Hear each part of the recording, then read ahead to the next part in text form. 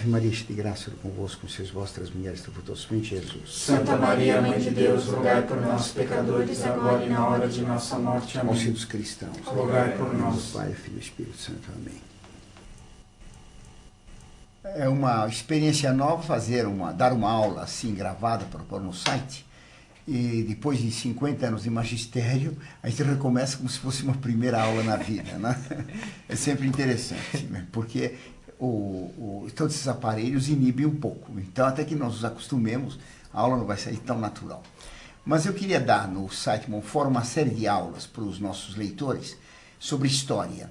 Evidentemente, o que nos interessa é tratar bastante da Idade Média, que é tão atacada por ser a época em que a Igreja Católica teve maior influência sobre toda a humanidade. E por isso os inimigos da Igreja atacam muito. Nós começaríamos então por defendê-la, mostrando qual é o bem que a Igreja fez ao mundo na Idade Média.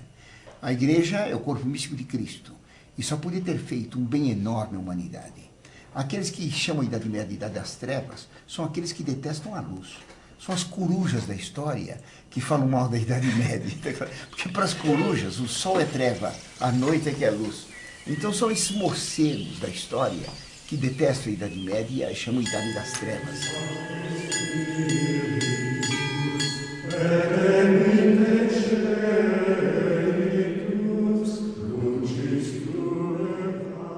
Foi então a época em que a Igreja teve maior influência, em que a luz de Cristo iluminou todo mundo. E é claro que, para aqueles que detestam a luz, a Idade Média é a Idade das Trevas. Assim como os morcegos consideram o dia tenebroso, assim também esses inimigos de Cristo, luz de Deus, inimigos da Igreja Católica, eles não veem a luz de Cristo, eles não veem a luz da Igreja e a chamam de treva. Eles falam que a Idade Média foi a Idade das Trevas, da ignorância, da violência, da estupidez, da barbárie. Ora, isso é absolutamente contra a realidade. A Idade Média foi uma idade apaixonada pela luz. Tudo na Idade Média falava de luz. Primeiro ponto importante, eles dizem Idade das Trevas porque consideram que o mundo moderno, idade do racionalismo, dominada pela razão humana, esse mundo seria o mundo luminoso, é o mundo do iluminismo. Já os renascentistas, antes do iluminismo, tinham chamado a Idade Média de Idade Gótica, quer dizer, Idade dos Godos. E criticando a Idade Média como Idade dos Bárbaros Godos, sem querer eles deram um nome bonito. Porque na língua germânica dos bárbaros, Gott é Deus, e gótico quer dizer divino. É o adjetivo de Gott, na verdade. Então, querendo ridicularizá-la, acabaram dando um nome muito conveniente. Porque a Idade Média foi a Idade da Luz. Eles costumam dizer que a Idade Média foi a Idade das Trevas porque dizem que a Idade Média foi a época de ignorância, em que dominava a fé e não a ciência, não o saber, não a verdade. E por isso, então, ridicularizam aqueles tempos bárbaros como se fossem tempos de ignorância. Ora, os que dizem isso nas escolas, nas faculdades, estão numa contradição enorme. Porque foi a Idade Média exatamente que, aplicando a ordem de Cristo e de ensinar a todos, que estabeleceu as universidades. A universidade, a faculdade, começou na Idade Média. Não havia isso antes. Na Antiguidade, não havia universidades. O saber na Antiguidade era um saber secreto. Não, porque na Antiguidade o que valia era o poder. E como o saber traz poder, procurava-se não ensinar para todos. Cada mestre tinha um grupo de discípulos que ensinavam só para eles. Pitágoras, lendário, mas grande filósofo e matemático, ele exigia até juramento dos discípulos para não contarem aquilo que ele ensinava. O famoso teorema da quadrada da hipotenusa igual a soma dos quadrados dos catetos, teorema de Pitágoras, havia juramento dos discípulos dele para não contar o que era. Todo o ensinamento de Pitágoras era secreto. Mesmo Platão, muita coisa era secreta. Então, na Antiguidade, o saber era seletivo, ensinava só para alguns que eram preferidos de um mestre e nunca para todos. Cristo mandou ir ensinar a todos. Por isso a Igreja, desde que ela pôde ter liberdade, ela estabeleceu a escola. Então, quando surgiram as primeiras igrejas, logo junto à igreja tinha uma escola para ensinar a ler, ensinando a ler através da Sagrada Escritura. Sempre foi assim. Na Idade Média, onde é que se ensinava? Nas abadias primeiro, e depois nas catedrais. nas cidades, quando surgiu o grande movimento de urbanização no século XIII, que as catedrais citadinas começaram a ter maior importância que as abadias, imediatamente se fundaram as universidades. As primeiras universidades foram universidades, as faculdades primeiras foram faculdades de medicina, porque o primeiro bem é manter a vida. Claro.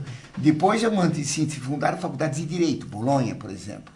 Montpellier de medicina. Eu creio que a de Salerno, de Salerno, era também de medicina. A de Bolonha era de direito. E, finalmente, a de teologia, que é a Universidade de Paris, a famosa Sorbonne, fundada por um homem com esse nome. Essas faculdades ensinavam para todos. Todas as pessoas podiam ouvir. A igreja fazia questão de ensinar para todos.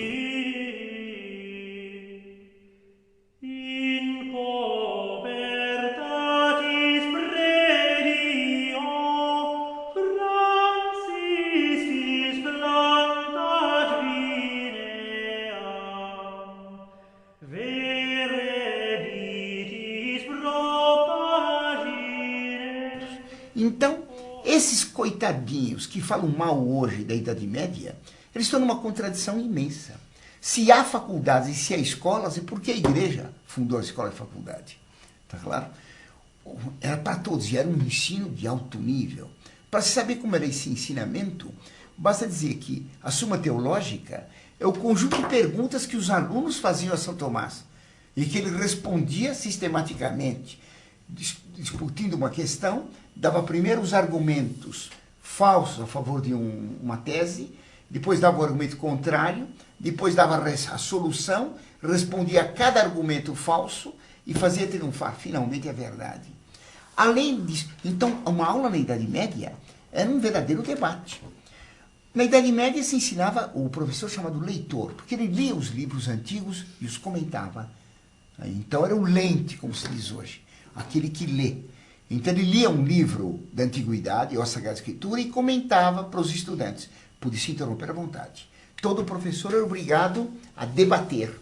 Então havia debates públicos com os estudantes, e eram debates pinga-fogo, quentes. Mas havia, além disso, debates entre professores, entre filósofos. Então ocorriam tantos estudantes, porque a Idade Média era ignorante, ocorriam tantos estudantes que eram obrigados a colocar bandeiras ao lado, era em praça pública, bandeiras para onde ia o vento, para o público correr na direção do vento e não perder palavra. Tá entendendo? Hoje em dia, que nós temos tanta cultura, o que vai se ver é a luta de boxe entre o Mike Tyson e o Maguila, para ver quem dá mais soco na cara do outro. Tá entendendo ou não? Essa é a cultura do século XX. E na Idade Média, viu-se debates de filosofia. O debate entre São Bernardo e Abelardo ficou famoso. Então, milhares de pessoas indo a Sens, S-E-N-S, cidade arquidiocesana de Paris. Paris era só bispado, Sens era o arcebispado. Na Catedral de Sens foi esse debate, mas um debate que foi curtíssimo, porque São Bernardo, logo na acusação a Abelardo, liquidou com ele e fugiu. Mas havia milhares de pessoas para assistir. A Idade Média, então, foi uma época em que se estudava e de alto nível.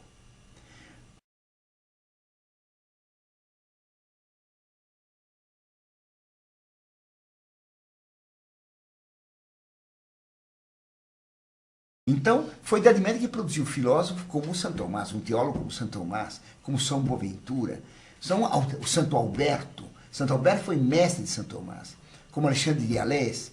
Quer dizer, eram filósofos de altíssimo nível. Tá claro? Porque deve-se compreender o seguinte.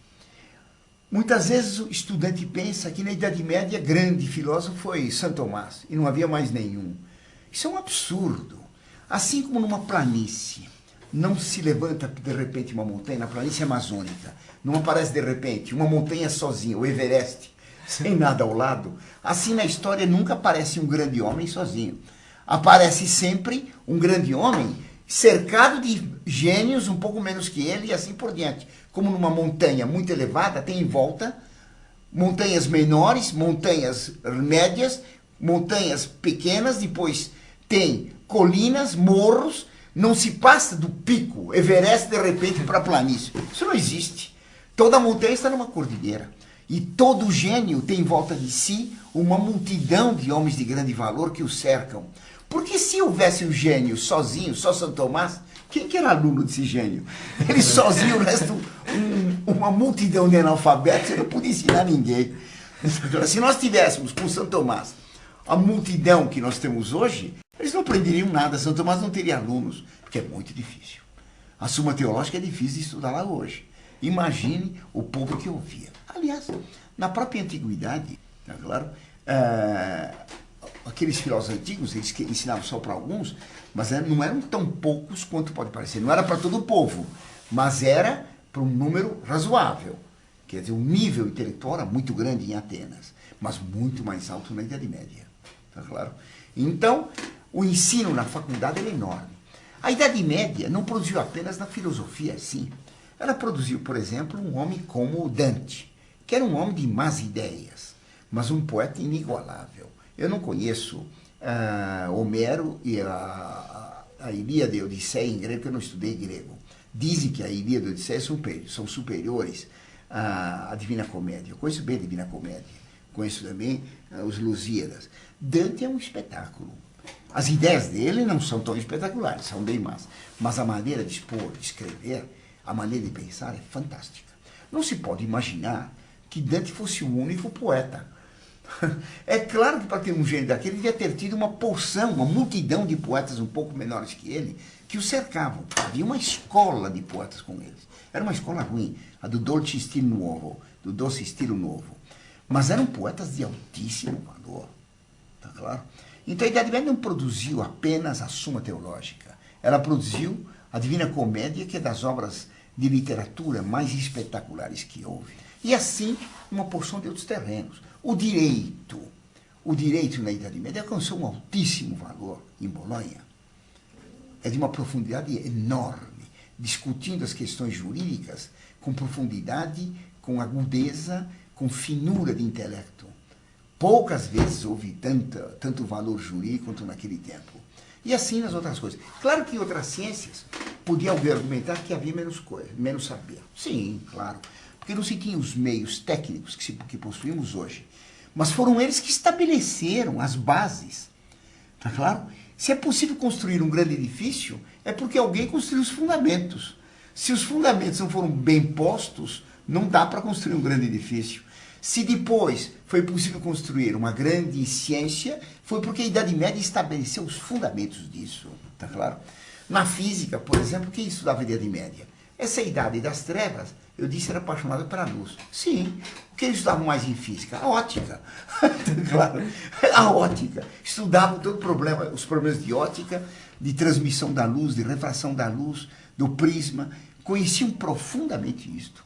Então, a Idade Média fez a universidade. E foram universidades gratuitas, tá certo? Que se estenderam por toda a Europa. E eram muitas universidades. Tá claro? Em Portugal houve Coimbra, na Espanha Salamanca, tá certo? Depois Alcalá, e na França foi Montpellier, foi depois a Sorbonne, tá certo? Na Itália foi a Universidade de Bolonha, a de Nápoles, a de Salerno. Foram depois na Inglaterra, Oxford, na Alemanha, a Universidade de Colônia, a de Praga, e foram se multiplicando até em Uppsala, lá em cima nos países escandinavos. Assim como a igreja fez colonizar toda a Europa e cultivar tudo, desde o polo até o Saara, desde o Círculo Polar até o Saara, a igreja espalhou por toda parte a universidade.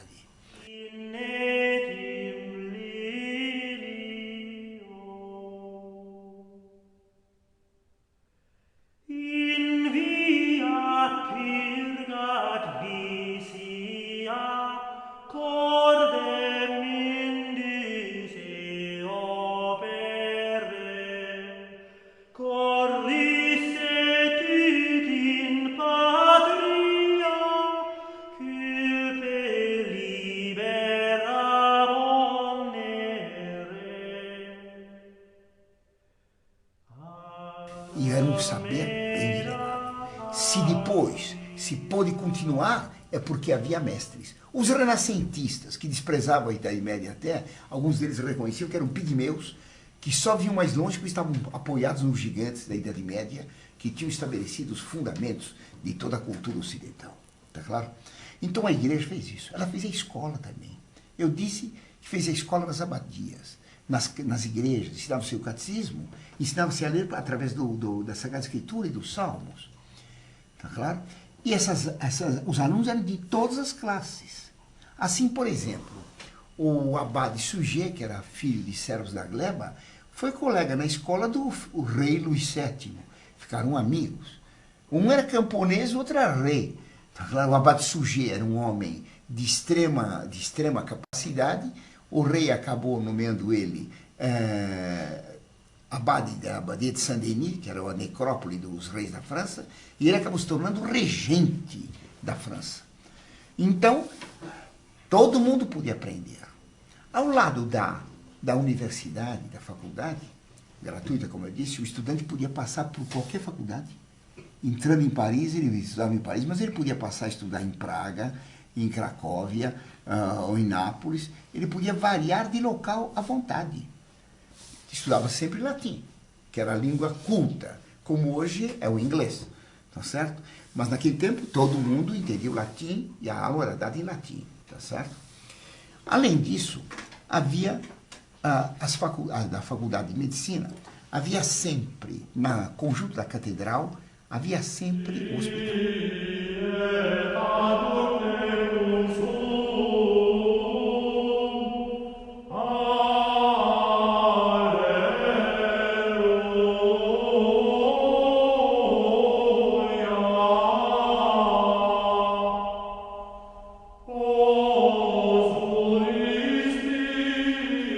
Foi um dos bens que fez a Idade Média, o hospital. Porque a antiguidade desprezava os fracos, e o doente é fraco. A antiguidade, ela desprezava os fracos. Tudo que era fraco, ela punha em baixo nível. Então, o derrotado podia ser massacrado ou escravizado. O escravo era considerado um objeto. O doente era eliminado. Em Roma, o pai podia, depois de 5 dias do nascimento da criança, examinando o filho, diante de testemunhas, ele podia determinar a morte da criança, jogando para os lobos, porque a criança tinha algum defeito, ou simplesmente porque era débil. A Idade Média fazia o contrário. Todo fraco devia ser protegido. O doente, o pobre, tá certo? O vencido, a mulher, o ignorante, o leproso, tudo assim. E por isso, junto à catedral, a catedral não era só o prédio onde se tinha a cadeira, o bispo, onde se realizava o culto oficial de uma diocese. A catedral era um conjunto de edifícios que incluía o que se chama hoje catedral, onde tinha a cátedra do bispo, a residência do bispo, a casa do cabido, dos cônegos que geriam a diocese, e o hospital. Na França, Maison Dieu, em Portugal, Santa Casa de Misericórdia. Sempre junto à catedral tinha um hospital. E o hospital era gratuito. Não havia INSS. A igreja que cuidava de todos os doentes. Então, a benfeitoria que a igreja fazia era enorme. Ela ensinava através da universidade, ligada sempre ao bispo e à catedral, e além de ensinar, ela cuidava dos doentes. Foi a igreja que inventou o hospital. A Igreja Católica da Idade Média fez, por ter feito a universidade, fez um bem imenso à humanidade. Não haveria nenhuma faculdade hoje, nenhuma ciência se não tivesse existido a Idade Média com a universidade. Foi ela que estabeleceu as bases para se desenvolver o conhecimento humano. E hoje, os ingratos dizem que a Idade Média foi ignorante. É muita ignorância do mundo moderno. Mas não fez só isso, fez um hospital. Na antiguidade não havia hospitais. No mundo pagão não havia. É Cristo que ensinou que devesse cuidar do doente como o bom samaritano cuidou. Então, foi a igreja que fez o hospital, desde os primeiros tempos do cristianismo. Na antiguidade, o leproso, por exemplo, era considerado um maldito. E como se julgava que a lepra era contagiosa, eles atiravam pedras para expulsar o fulano. Na Idade Média, a igreja isolava o leproso, ela fazia o leprosário. Mas ela convencia moços e moças sadios para ir ao leprosário cuidar dos leprosos. Compreende, não? E era uma coisa magnífica ter moços que renunciavam à vida normal para ir cuidar de leprosos. Naquele tempo não havia cura. E a lepra é uma doença tremenda. Tá claro? Lá a pessoa tem a impressão de estar apodrecendo viva. Muitos deles acabavam morrendo lá dentro doentes. Mais ainda, no leprosário, os monges que cuidavam dos leprosos não podiam governar. Quem governava era um leproso. Os doentes elegiam um leproso para ser chefe do hospital e os sadios tinham que obedecer ao leproso. Quer dizer, nem mandar no hospital eles podiam, tá claro não. Mas a igreja fez os hospitais. Quando havia peste, tá claro, era a igreja que suscitava homens e mulheres que, em vez de fugir dos pestíferos, iam cuidar deles. Quando houve peste no tempo de Santa Catarina, no século XIV, já, 14, 15, não me lembro agora da data, Santa Catarina de Siena, ela era muito moça, ela era uma moça analfabeta, uma grande sabedoria. Ela foi com os discípulos dela cuidar dos doentes. E uma hora lá, um discípulo dela ficou doente, pegou a peste. Quando ela viu o discípulo dela doente, falou: quem te deu ordem para você ficar doente? Fica de pé já, eu quero que você cuide dos outros e não fica doente. Ele falou: tô doente. Fica já bom. Deu ordem para ele, lá ficou ele bom. Tá claro? E nenhum deles morreu. Tá claro? Eram verdadeiros milagres, porque os discípulos dela não pegaram a peste. Mas a igreja suscitava essa caridade extrema que era da peste. Há um hospital medieval que eu visitei ainda recentemente na França. Você foi a Bonn? Fui a Bonn, sim. Foi feita por um chanceler do Duque de Borgonha. Não? Hoje então, o chanceler Roland do Ducado de Borgonha, ele não tinha filhos, ele pegou toda a fortuna dele para fazer um hospital para os pobres, na cidade de Bonn. Esse hospital é simplesmente fantástico. Agora se vai visitar e paga-se para ver. Naquele tempo não, né? Mas é um hospital de uma beleza incrível. Então esse homem deu toda a fortuna para dar para os doentes, para os pobres, doentes, os que iam morrer, um lugar não só que atendesse às doenças deles, mas que fosse agradável. Então todos os telhados são coloridos, as telhas são de cores diversas, fazendo desenhos. Então o doente que estava convalescendo, que estava no pátio, via todos os telhados alegres, cheios de desenhos, tem até hoje. A sala dos doentes mais graves, a UTI, vamos dizer assim, daquele tempo, é uma sala de luxo inacreditável. Parece uma sala de reis. Os doentes têm pequenas cabines separadas por cortinados vermelhos, mas um vermelho de veludo espetacular. Tá claro? Todos eles podiam, puxando as cortinas, ver o fundo da sala, onde tinha o altar, onde o padre rezava a missa todo dia. Eles podiam, das camas, assistir a missa. Tá claro? E o altar é enfeitado por pinturas dos melhores pintores do tempo.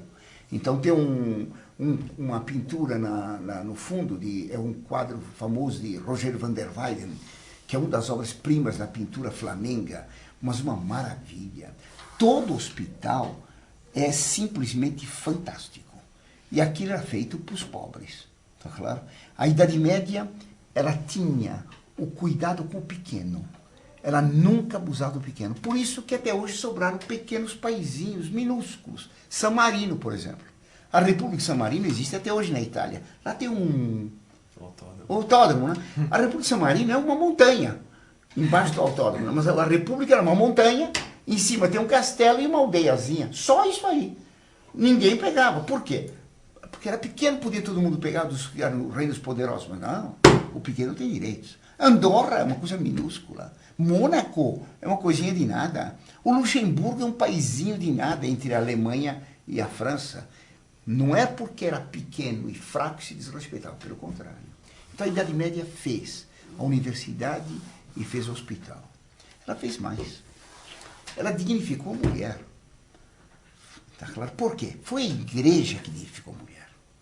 Ao contrário do que dizem os feministas e as feministas hoje, uma tolice. Na antiguidade, quem que era famosa? Qual é a mulher famosa da antiguidade? Pergunta para qualquer um em qualquer escola. Eles vão citar quem? Vão citar Cleópatra, certo? Vão citar Messalina, vão citar Semíramis, vão citar Safo, isto é, mulheres, Agripina, vão citar mulheres famosas pela corrupção. Cleópatra foi amante do próprio irmão, foi amante de Otávio, quis ser amante de César, amante do primeiro que chegasse. Claro ou não? Era um monstro. Messalina, mulher do imperador Cláudio, o nome dela ficou como sinônimo de meretriz. de tanto que ela não valia nada. Safo é famosa pelo homossexualismo. Semíramis é famosa pela corrupção, já dizia Dante dela, né? Aquela que fez do que era ilícito, lícito. Tá claro? Tudo que não prestava era lícito. Então, Agripina foi mãe de Nero. Tá claro? Ela tinha tal horror do filho, que mandou matá-la, tá claro? Que quando chegaram os legionários para matá-la, disse para os legionários, fere ventre, quer dizer, me põe a espada no meu ventre, por ter produzido esse monstro que é meu filho. O marido dela, que não valia nada também, Enobarbo, dizia, de mim e de você, só pode nascer um monstro. Nasceu o Nerinho. O verdadeiro de Cristo. Então, as mulheres famosas da antiguidade eram famosas pelo vício. É o mau cheiro delas que chegou até hoje. Começa a Idade Média. Qual é o primeiro nome que aparece? Santa Clotilde. Rainha. Pela primeira vez a mulher é rainha e santa, virtuosa. Não era apenas rainha, mas era rainha santa. E governava a França, tá claro não? Santa Radegunda, tá certo? A imperatriz Santa Cunegondes, Santa Isabel de Hungria, duquesa de Hungria, Santa Isabel de Portugal, tá claro? Uma porção de rainhas santas e que tinham um papel importante na história. Assim, por exemplo, Branca de Castela, tá certo? A mãe de São Luís. Essas mulheres eram famosas pela virtude. Foi a Idade Média que tornou a mulher digna. Isso só podia ser. Porque se a Idade Média foi quem mais honrou Nossa Senhora, todas as catedrais praticamente, acho que 90% são dedicadas a Notre Dame, a Nossa Senhora de tal lugar e tal outro, tinha que cultuar Nossa Senhora por ser mãe do Verbo de Deus, porque foi por meio de uma mulher que Deus salvou o mundo. Uma mulher Eva tinha perdido os homens. Uma mulher, por meio de uma mulher, veio a salvação, Maria. E por causa de Maria, a mulher era sumamente valorizada. A Idade Média sempre destacou a mulher. Tá claro? Sempre, sempre, sempre. Então bastaria essas coisas para mostrar como a Idade Média foi excelente. Foi ela que fez a universidade, foi ela que fez o hospital, foi ela que dignificou a mulher. Mas fez mais também. Na Antiguidade, havia escravidão. Na Idade Média, não. Como é que foi abolida a escravidão? Foi feita uma lei áurea? Não. Porque acabar com a escravidão por meio de lei significa que tiveram que impor a libertação. A igreja foi tornando cristãos todos aqueles povos pagãos. E à medida que eles se tornavam cristãos, eles iam ver que não tinha cabimento escravizar, como escravizavam os antigos. E foram soltando. Na Antiguidade, Aristóteles, que foi o maior filósofo da antiguidade, um dos maiores gênios de toda a história, Aristóteles dizia que o homem tem dois tipos de instrumentos. Os instrumentos inanimados e os instrumentos animados. Exemplo de instrumento inanimado: a pá, a picareta, tá claro? A enxada, a vassoura, são instrumentos inanimados. Os instrumentos animados: o boi, tá claro? O cavalo, o escravo. Quer dizer, colocava-se o escravo no nível dos animais. E o patrão antigo podia matar os escravos. Nero experimentava os venenos que queria dar para os inimigos, feito por uma escrava, Locusta, experimentava no primeiro escravo que passasse. Pegava um, toma aqui uma colherada, para ver como ele reagia, como ele sofria com aquele veneno, para ver se convinha daquilo para os inimigos dele. Tá claro? Quer dizer, o escravo, cobaia. Mais ou menos como querem agora fazer os embriões, fazer deles cobaias humanas. A igreja sempre respeitou a vida humana. E por isso a igreja, à medida que tornou os homens cristãos, os escravos foram sendo libertados. O patrão que tinha um escravo cristão e ele se tornava cristão, é claro que dava liberdade, não tem cabimento. Então não se sabe quando acabou a escravidão, porque não tinha, não houve lei áurea. No ano 500 praticamente não havia mais escravo nenhum. A Idade Média começou em 476. Fala-se muito dos servos da gleba. Servo da gleba não era escravo. Não era escravo, pois era servo, é diferente do escravo. O nome pode confundir. Ah, mas era ligado ao... Diz o professor do cursinho que quando um nobre vendia uma terra para outro, vendia o servo junto. Sim. Tá vendo? Vendia o servo, era escravo. Se vende um homem, é escravo. Comprava o homem, comprava um escravo. Bobagem. Quando eu compro um apartamento que tem um inquilino, Eu disse, comprei uma casa com inquilino, um apartamento com inquilino. Não é que eu comprei um inquilino, comprei um apartamento no qual mora o inquilino. Vou ter que pagar alguma coisa para ele sair para morar lá. O servo da gleba era unido à terra, no seguinte sentido. O servo pagava, era um colono, ele pagava pelo terreno onde ele trabalhava, que era de um nobre, pagava um imposto fixo para todos os tempos. Então, os impostos marcados lá no começo da Idade Média duraram até 1789. Com o tempo, aqueles preços ficaram ridículos. Então, muitos nobres queriam vender, simulavam vender a terra, vende para outro. Aquele manda embora os camponeses, depois tornava a vender para mim, tá entendendo? Não. Eu contratava os camponeses com um preço maior, aumentava o aluguel. Um truque para aumentar o aluguel, era proibido. Quem compra a terra tem que ficar com o camponês que está nela, pagando o camponês o mesmo imposto que pagava antes. Não podia aumentar nunca o imposto do camponês. Então, vender a terra com o camponês era para proteger o preço que o camponês pagava. Não sei se entenderam. Para impedir vendas simuladas que permitissem uma troca do imposto para o camponês. Tá claro? Então, a igreja acabou com a escravidão. Havia escravidão dos árabes, sem dúvida nenhuma. Os árabes faziam escravidão. Tá claro? Quando é que voltou a escravidão em grande quantidade? Foi com o Renascimento. Foi no século XV. Quando triunfou o humanismo, que se colocou não Deus no centro de tudo, mas o homem, então os navegantes que chegaram na África pegavam lá escravos. Foi o Renascimento que quis voltar à cultura pagã, que fez voltar a escravidão típica do paganismo. Tá claro? Mas a escravidão na Idade Média não existiu. Quer dizer, a igreja fez isso muito bem, tá claro?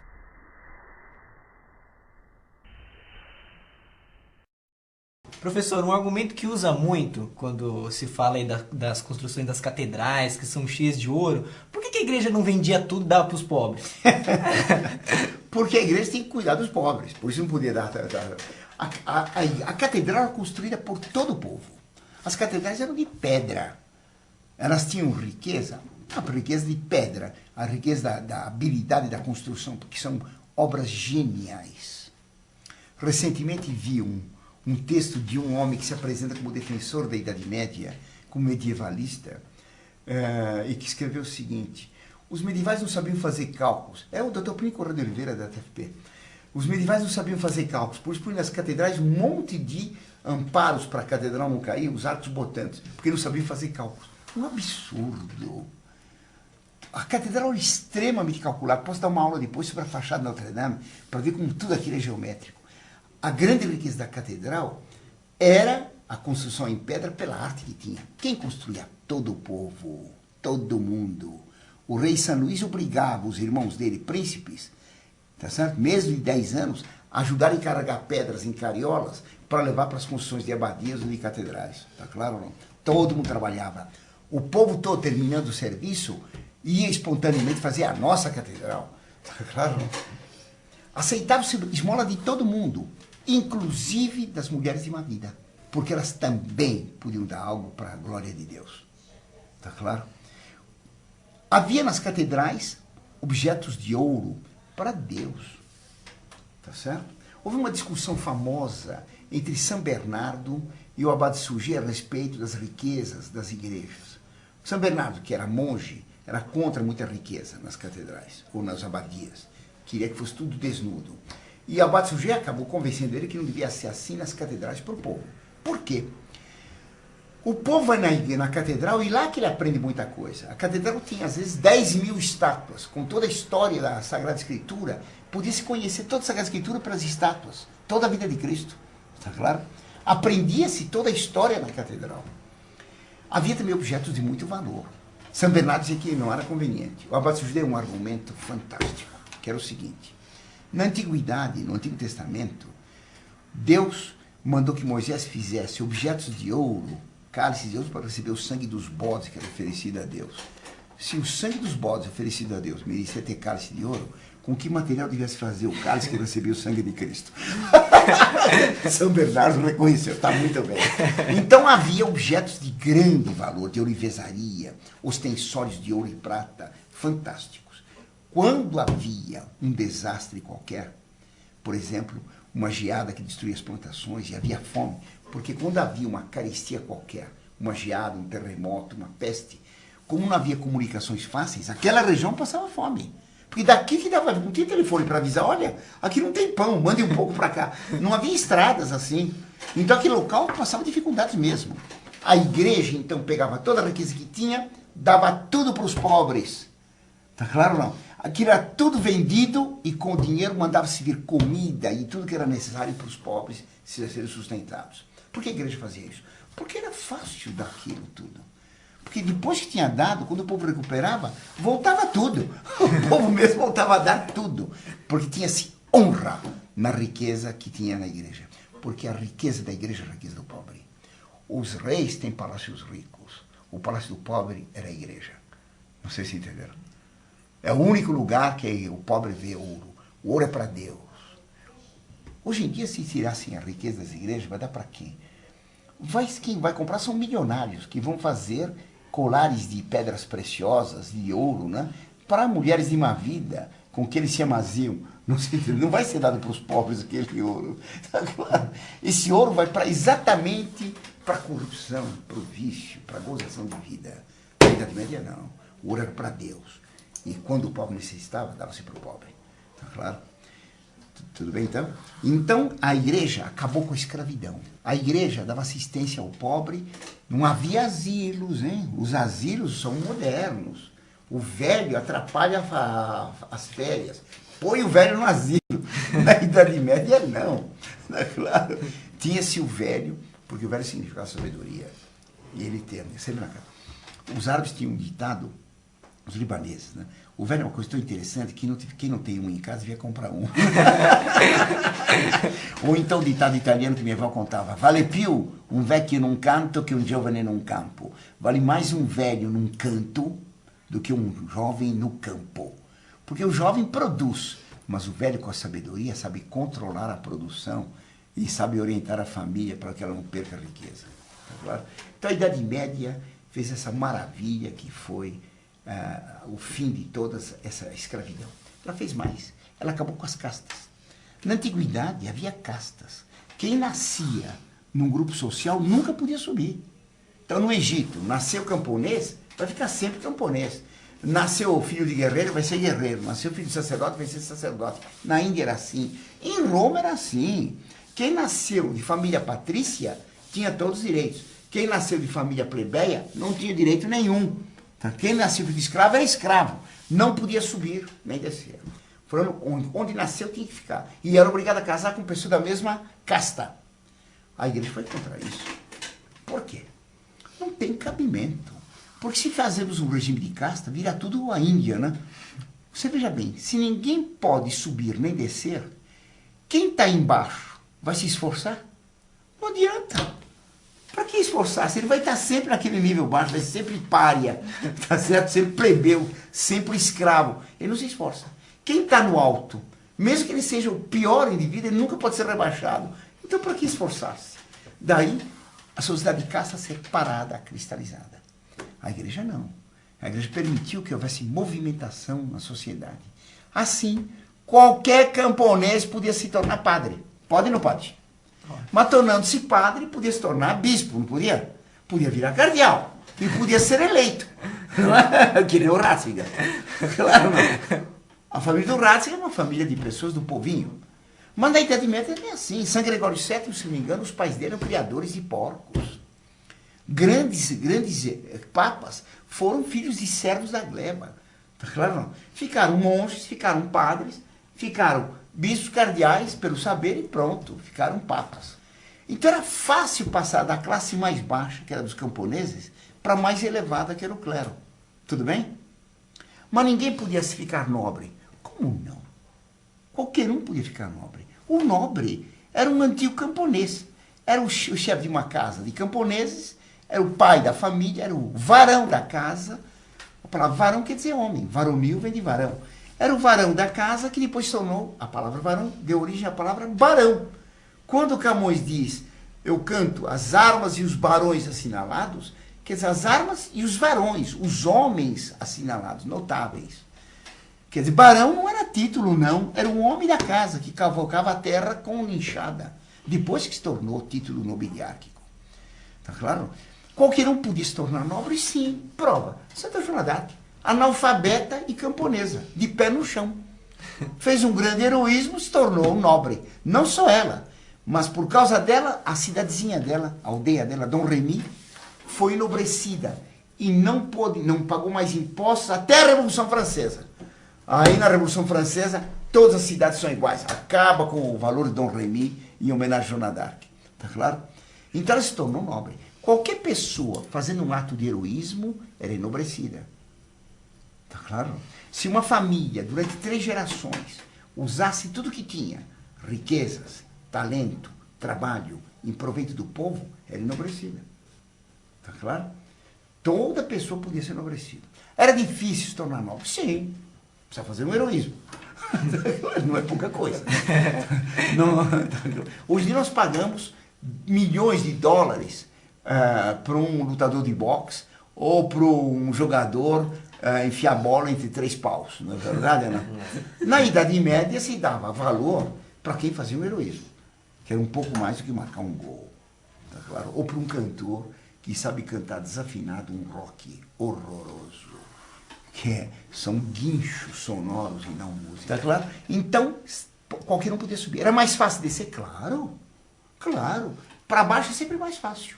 Era mais fácil um nobre perder o título do que alguém subir. Porque a seleção para as altas classes tem que ser grande. Mas para rebaixar tem que ser fácil. Um nobre cometeu um crime infamante, perde o título. Um nobre abriu uma lojinha para ganhar ter lucro, perde o título. Porque a nobreza consistia em usar todas as qualidades que tem em proveito do outro. O comerciante usava todas as qualidades que tem para pegar o lucro tirado do outro. É o contrário do nobre. Então o nobre não podia ser comerciante.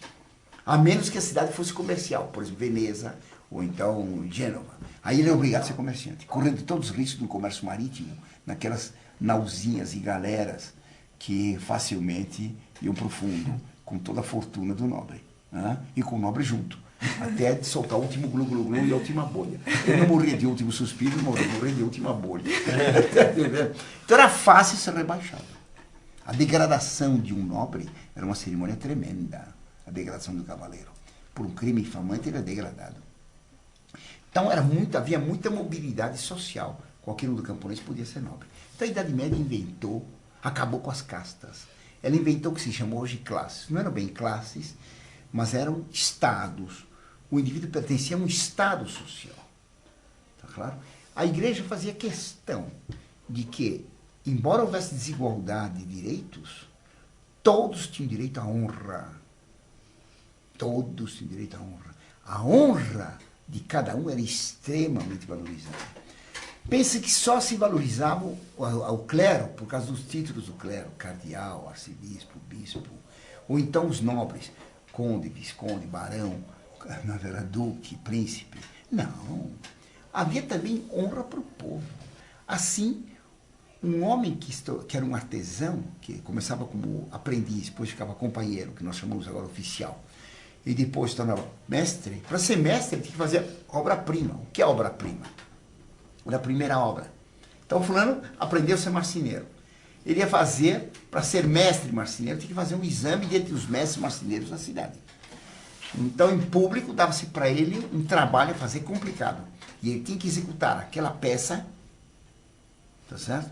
E eram peças difíceis, em público. Se eu não soube fazer, nada. Se ele fazia bem a peça, tinha o título de mestre. Os outros mestres eram obrigados a ajudá-lo a montar uma oficina. Claro, não. E ele já podia pertencer à Câmara de Vereadores. Ele governava a cidade junto com os burgueses mais notáveis. Ele era mestre no fazer. Como o professor da faculdade era mestre no ensinar. O título era o mesmo. Então, o título de mestre operário era extremamente valorizado. Hoje em dia, aqui no Brasil, nós não temos noção disso. Você vai na França e tem lá numa padaria, mestre boulanger, o padeiro mestre. Porque para ser padeiro na França, passa por exames. E são padeiros, olha, que fazem cada coisa gostosa e excelente. Mas era o maître boulanger. Ele fazia exame, tinha honra, tem o nome dele. O cozinheiro era mestre, o mestre Cuca. Ele tinha título e tinha muita honra. O operário fazia uma peça, ele assinava. Era fulano e tal. Então tinha muita honra. Compreenderam bem, então? Não era só isso. O camponês tinha muita honra. Ensinava-se que o homem, por ser filho de Deus, tinha muita honra. Conta-se uma anedota de uma princesa que disse para a empregada: você se esqueceu que eu sou filha do rei? E a empregada disse: e a senhora esqueceu que eu sou filha de Deus? Porque antes de ser filho do rei, nós somos filhos de Deus. E como diz um poeta fez Joana d'Arc dizendo numa peça: c'est beau d'être la fille de Dieu. É bom e é belo ser filho de Deus. A nossa honra está em ser filhos de Deus. As outras coisas são todas secundárias. Se eu sou bom filho de Deus, eu tenho uma grande honra. Deus me fez semelhante a Ele. Eu tenho em mim uma imagem de Deus na minha alma. Deus fez o homem a sua imagem e semelhança. Esse é o nosso valor. Eu sou Orlando. Deus pôs um sinal no meu dedo, não tem outro igual. Deus pôs um sinal na estrutura do meu cabelo, na minha retina, na minha pupila, no timbre da minha voz. Assim não tem mais nenhum como você, nem com ele. Nós somos únicos. Esse é o nosso valor. A Revolução Francesa pode declarar à vontade, todos somos iguais. Quá, quá. Tá certo? Dizia um francês: eu igual a você, eu tomo isso como ofensa pessoal. Eu sou filho de Deus. Então a igreja na Idade Média dava um valor extremo à alma humana. Tá claro? E qualquer um tinha que ser extremamente respeitado. Porque tinha um valor. Era fulano de tal. Ele tinha a honra de ser fulano de tal. Então, por exemplo, famílias camponesas que recusavam casamento com nobres. Por quê? Eram camponeses. Não sei se entende. Recife La Bretonne, ele queria uma vez casar-se lá com alguém da nobreza. O pai mandou uma carta para ele: o quê? Meu filho, você esqueceu? Você é um camponês. Lembre-se disso. O que você quer ser um desses nobres que arrastam em Paris sua espada e sua miséria? Você é um camponês. Claro, tinha honra em ser camponês. Havia uma família que começou no século VIII na França, a família Pinon, que só terminou em 1898. Uma família que durou 1100 anos. Uma família de camponeses. Eles não aceitavam casamento com príncipes. Quando começou a família desse príncipe? Ah, no ano 1400. Ixi, quando a família dele começou, a minha já tinha 700. Tinha uma história enorme, não sei se entende. Cada um tinha honra com o nome.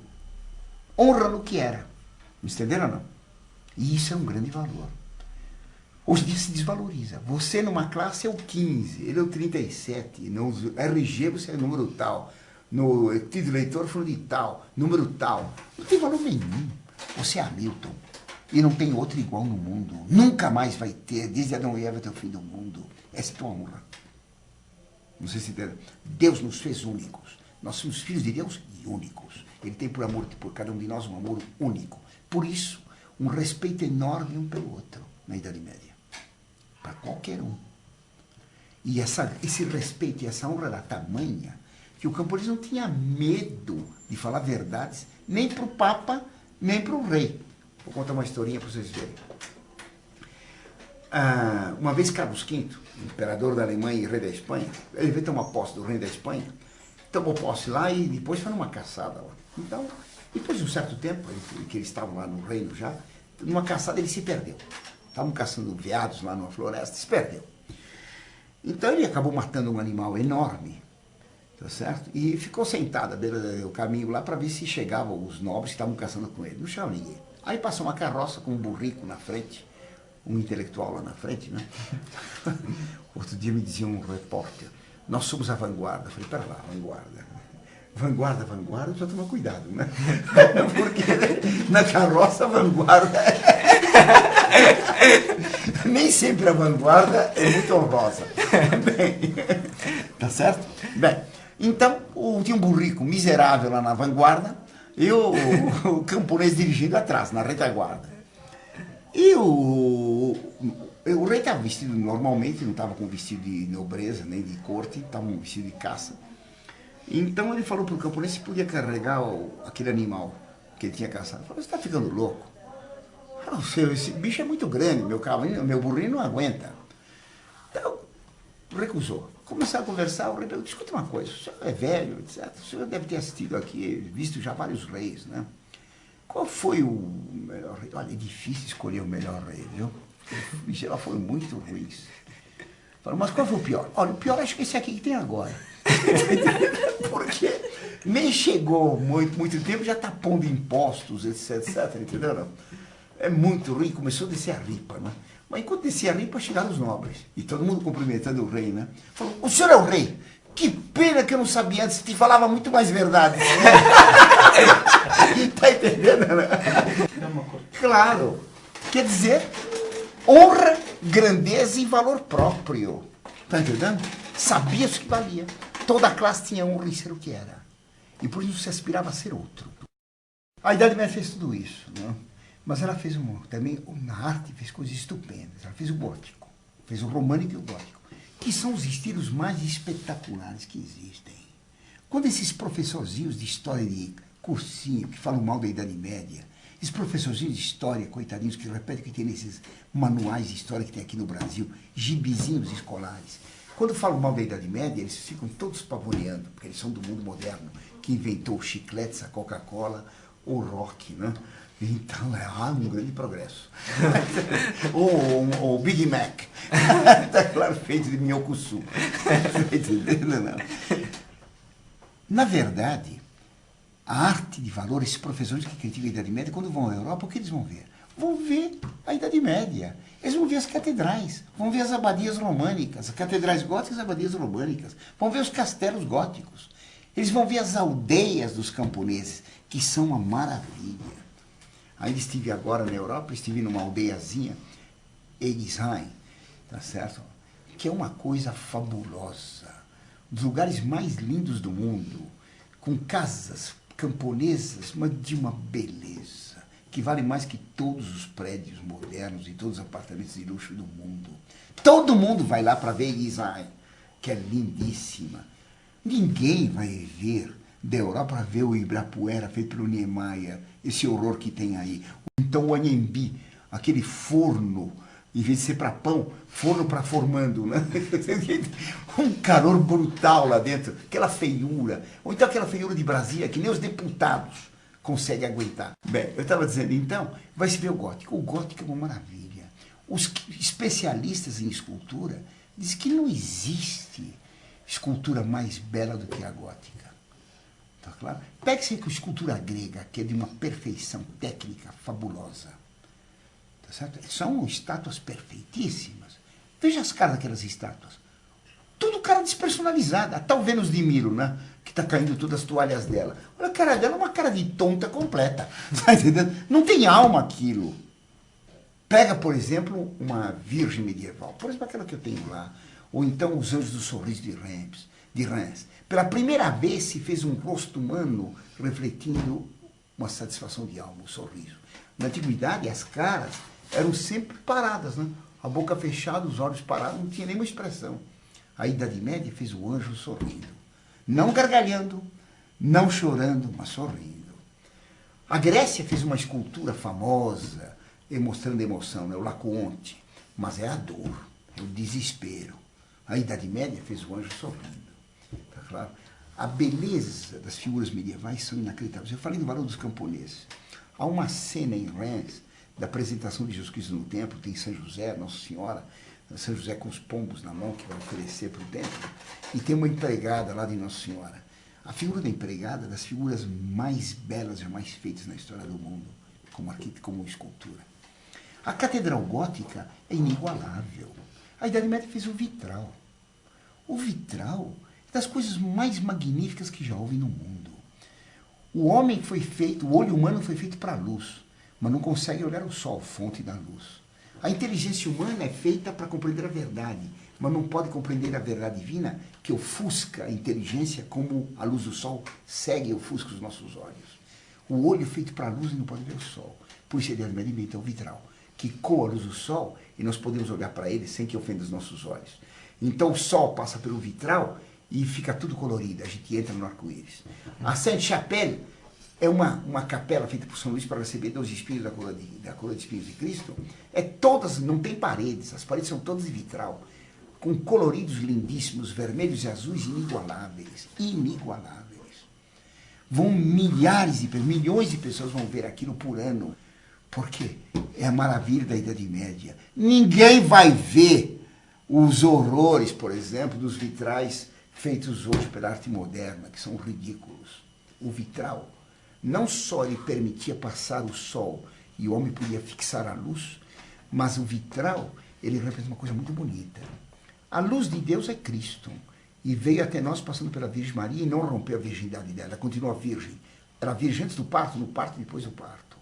Assim, a luz de Deus passou pela Virgem e viveu entre nós, cheia de graça e verdade. Assim, a luz do sol passa o vitral e não rompe o vitral, como Cristo, passando pela Virgem, não fez ela perder a virgindade. Está claro? O vitral, Virgem Maria, muito bonito. O vitral, é através dele que se pode ver a luz de Deus. É magnífico. Eu teria que encerrar, porque já está muito longa, e eu queria encerrar dando uma comparação entre a Idade Média e o mundo moderno, através da rosa. Na Idade Média se valorizou muito a rosa, que foi uma flor trazida do Oriente e que foi cultivada pelos medievais e ficou essa maravilha que é a rosa hoje. Então eles ficavam encantados com a rosa, que não era como era hoje, hein? Ela foi fruto de um trabalho de camponês que foi selecionando e produzindo uma rosa cada vez mais perfeita.